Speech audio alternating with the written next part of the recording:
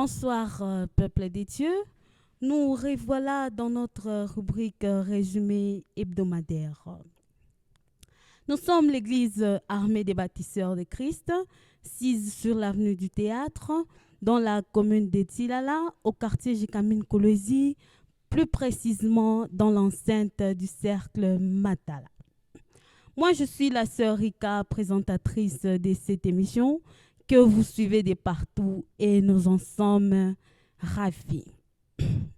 Comme vous le voyez, je ne suis pas seule sur ces plateaux. Je suis bel et bien accompagnée du prophète Grâce ainsi que du prophète Jephthé. Dans notre thème du mois de décembre, qui est bel et bien intitulé « Briser les limites de la vie », tiré dans les livres de 1 Chronique, chapitre 4, du 9e au 10e verset. Bonsoir, prophète Jephthé. Bonsoir Maman Rika, bonsoir peuple de Dieu, partout où vous nous suivez, quelle que soit l'heure à laquelle vous êtes en train de nous suivre. Merci. Prophète, dites-nous, pourquoi ce thème? Pourquoi ce thème, maman? Merci pour la question. Ce thème n'est pas venu de l'homme.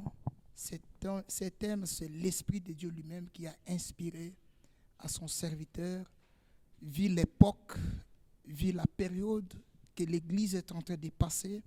Dieu a inspiré ce thème à son serviteur en fait d'enseigner son peuple par rapport à l'époque, à l'état que le peuple est en train de passer. Briser les limites de la vie. C'est ça le thème de ces mois. On a commencé ce thème depuis le mercredi passé et on continue tous les mois avec ce thème. Merci beaucoup, prophète. Alors, concernant ce thème, que devons-nous retenir? Concernant ce thème, les peuples de Dieu doivent savoir, au-delà de prier, au-delà de servir Dieu, au-delà de parler en langue, il y a un combat sur terre. Il y a un combat spirituel. Être un chrétien, ça ne suffit pas par là. Tu dois t'enfronter, tu dois t'élever parce qu'il y a la bataille qui t'attend. Ce thème, c'est pour mettre à la lumière, à la loupe des enfants de Dieu, pour mettre à leur tête que non, prier c'est mieux, mais il y a un combat que tu dois t'enfronter pour avoir la victoire. Maman Rika, j'aimerais te dire, tu peux hériter le royaume des cieux pour aller au ciel, c'est une bonne chose. Mais laisse-moi te dire, tu peux mourir pauvre, aller au ciel sans problème. Tu peux mourir un mendiant, aller au ciel sans problème. Pour gagner la vie sur cette terre, il a fallu que tu puisses combattre, tu puisses faire une bataille et avoir la victoire. C'est pourquoi Jésus a dit à Pierre que le combat que nous avons maintenant, ce n'est pas un combat du sang ou de la chair, mais c'est un combat spirituel.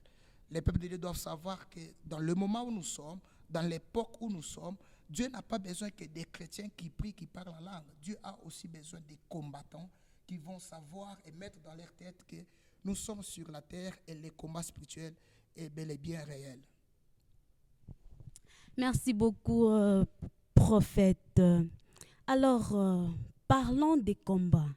Alors, qu'allez-vous dire aux gens qui n'arrivent pas à accepter que les hôtels de famille existent?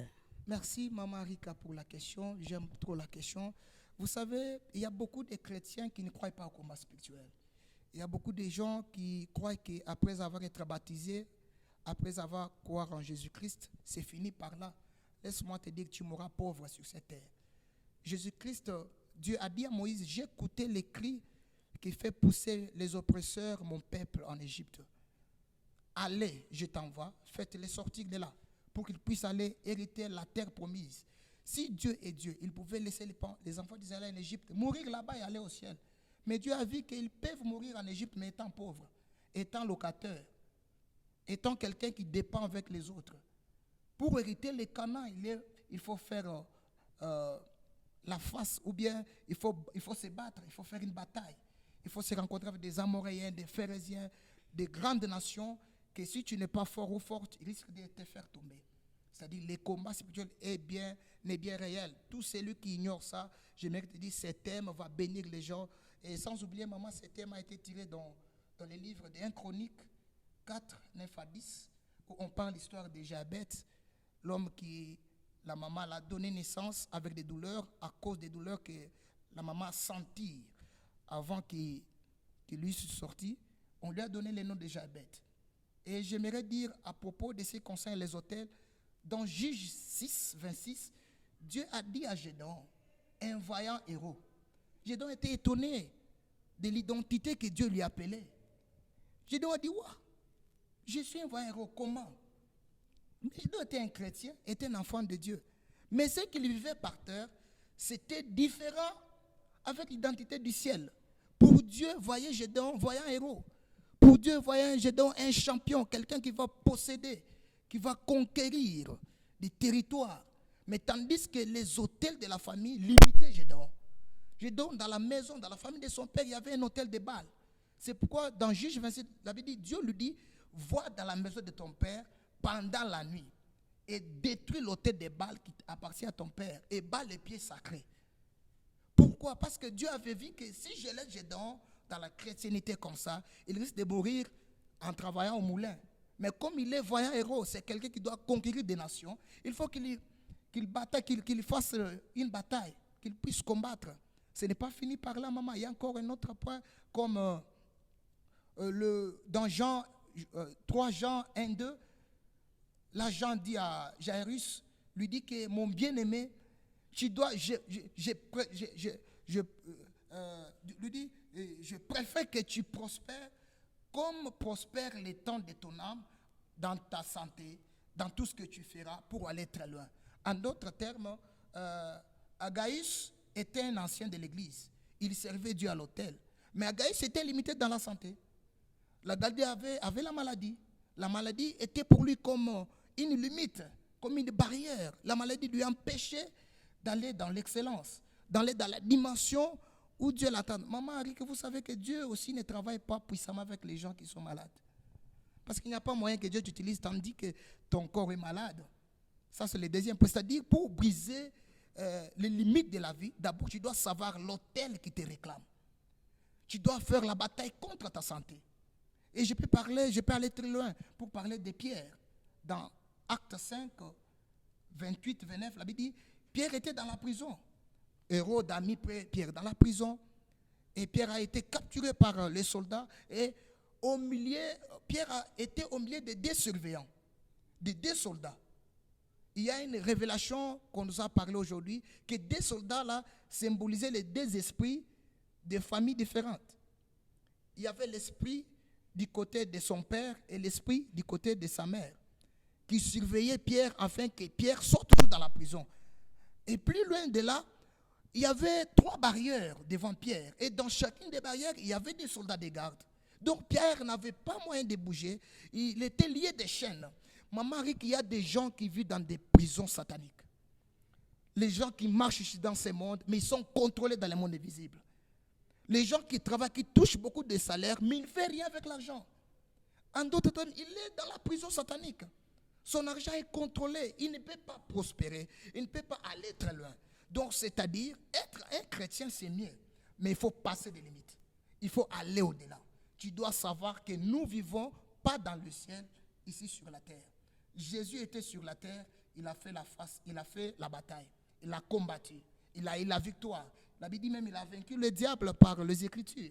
Que tu ne tenteras pas le Seigneur ton Dieu, tu ne peux pas changer, voilà tout ça. C'est-à-dire que Dieu a bataillé, Dieu a eu la victoire sur cette terre. Donc nous sommes appelés, Maman Rika, d'avoir la victoire. Nous sommes appelés à aller très loin. Malgré que je peux parler en langue, malgré que je peux prêcher, laisse-moi te dire, tu n'es pas celui qui a débité la famille. Tu ne connais pas quel hôtel qu'on a construit dans la famille afin que la famille trouve la vie aujourd'hui. Tu n'étais pas là quand la famille commençait. Ça peut être le parole prononcée, des paroles négatives. Ça peut être des mauvaises choses dans ta famille. J'aimerais te dire, lève-toi comme Gédéon. Et regarde dans ta famille, il y a des gens qui meurent toujours avec des mêmes maladies. Chaque année, il y a des gens qui meurent, toujours avec des mêmes maladies. Il y a des gens qui meurent, toujours avec des mêmes maladies. Lève-toi. C'est une hôtel, c'est une limite que Dieu et le diable a mis dans votre vie, afin que vous ne puissiez pas aller très loin. Regarde, dans la famille, il y a la prison, les gens ne prospèrent pas, les gens n'aillent pas de l'avant, les gens ne se marient pas. Vous avez des belles familles, vous avez des belles filles, des beaux garçons, des belles filles qui ne sont pas prises en mariage, des beaux garçons qui ne se marient pas. Ils sont limités. Il y a la prison des célibats qui vous entoure, la prison des célibats qui vous contrôle. Donc, chaque chrétien doit prendre conscience de soi que les combats spirituels existent, maman. Merci beaucoup, prophète Jephté. Merci, maman. Alors, pour percer dans ces mondes, il faut apprendre à briser les limites de la vie. Tout à fait. Bonsoir, prophète Grâce. Bonsoir Maman Rika, bonsoir partout où vous nous suivez, bonsoir, je vous salue dans le nom du Seigneur Jésus-Christ. Pouvez-vous ajouter quelque chose concernant le résumé de la semaine? Oui, Maman Rika, il y a quelque chose que j'aimerais ajouter, c'est concernant les noms que nous donnons à nos enfants. Vous savez, la maman de Jaïbet avait donné le nom de Jaïbet parce qu'elle-même, elle dit que j'ai conçu cet enfant dans la douleur.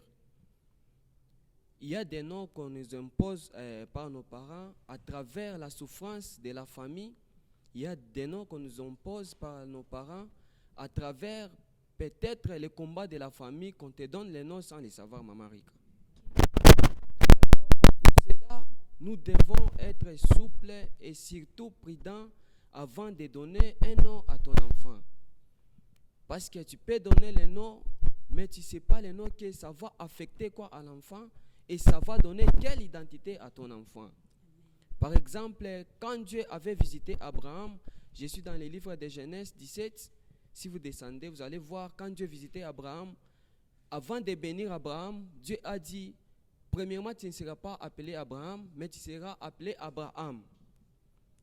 Avant que Dieu puisse commencer avec Abraham, il a changé d'abord les noms. Alors nous, les parents, nous devons voir d'abord quel nom que tu peux donner à ton enfant pour qu'il puisse bien grandir, pour qu'il puisse avoir une vie paisible sur terre. Il y a des noms qu'on peut donner à l'enfant, mais il ne sait pas que peut-être les noms là, c'est pour les féticheurs ou soit c'est pour les gens de la famille qui ont touché à des fétiches, Maman Rika. Alors pour cela, nous devons être souples et surtout nous devons prier avant de donner un nom à ton enfant. Je suis encore dans le livre de Luc, chapitre 1, le verset 13, où Zacharie a été visité par l'ange. Avant que Zacharie puisse être exaucé par ses prières, premièrement, d'abord, l'ange a donné le nom des gens. Vous savez, quand Dieu veut commencer avec quelqu'un, il change d'abord le nom et il donne l'identité de ses noms.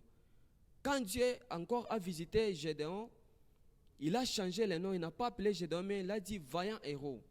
Donc Dieu change les noms, mais aussi nos parents, avant de donner le nom à ton enfant, tu dois d'abord savoir, le nom là, ça signifie quoi?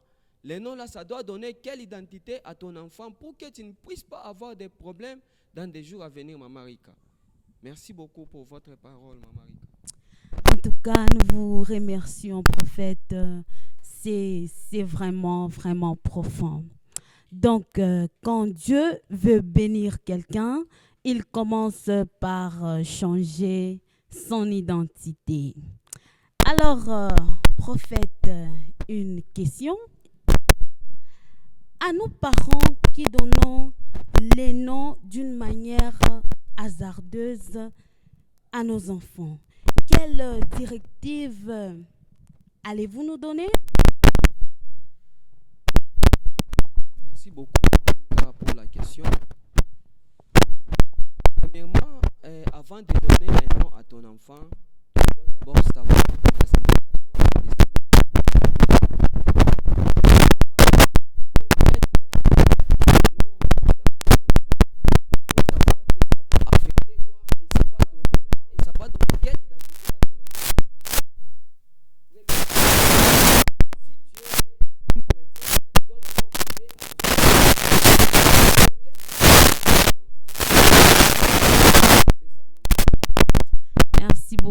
fait, en tant que chrétiens, durant les 9 mois, nous devons apprendre à prier et à demander à Dieu quel nom faut-il donner à nos enfants. Voilà, nous sommes pratiquement à la fin de notre émission. Pour tout contact, vous nous localisez au 097 144 29 29 ou encore vous nous suivez sur YouTube, Armée des bâtisseurs de Christ, ou encore vous nous suivez sur Facebook, Armée des bâtisseurs de Christ. Venez nombreux, suivez la parole de Dieu. À la prochaine.